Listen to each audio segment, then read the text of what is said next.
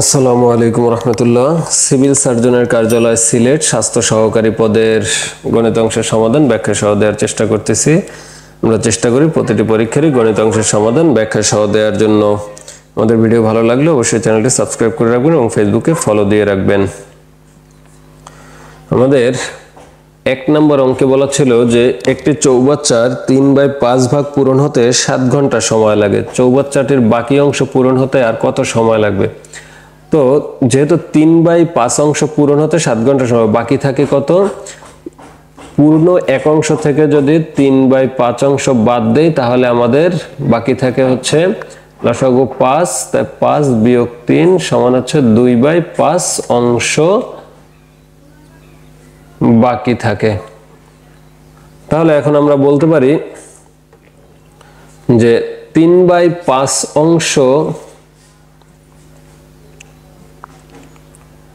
পূর্ণ করে 7 ঘন্টায়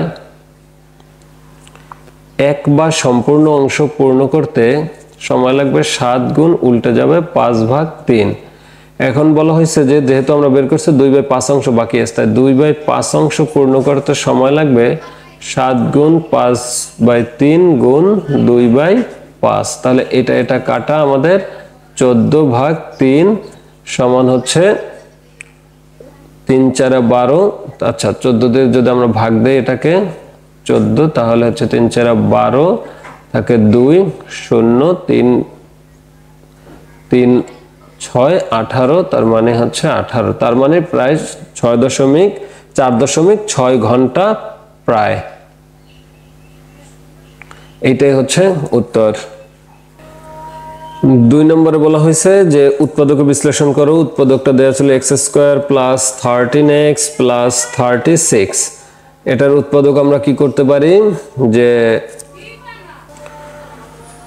x² + 9x + 4x 4 নং 36 এবং 13 + 36। তাহলে এখানে x কমন নিলে x + 9 + 4 কমন নিলে x + 9। তাহলে এখানে আমরা দুইটা থেকে একটা x + 9 এবং থাকে x + 4। তাহলে এটাই হচ্ছে নির্ণেয় উৎপাদক।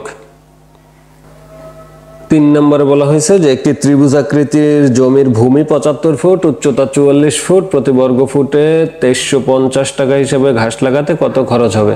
ত্রিভুজের ক্ষেত্রফল জানি আমরা হাফ গুণ ভূমি দেয়া আছে কত 75 গুণ উচ্চতা 44। তাহলে এটা দিয়ে এটা কাটলে হয় 22। তাহলে আমাদের আসে 1650 টাকা এত ফুট। তাহলে আমরা বলতে পারি যে প্রতি বর্গ ফুটে যেহেতু 2350 টাকা খরচ হয়, তাহলে 1 বর্গ ফুটে খরচ হয় 1650 টাকা। তাহলে 1650 বর্গ ফুটে খরচ হবে আমাদের, যেহেতু আচ্ছা 1 বর্গ ফুটে খরচ হয় বলা হয়েছে 2350 টাকা। 2350 টাকা, তাহলে 1650 বর্গ ফুটে খরচ হবে 2350 * 1650। এটা সমান আসে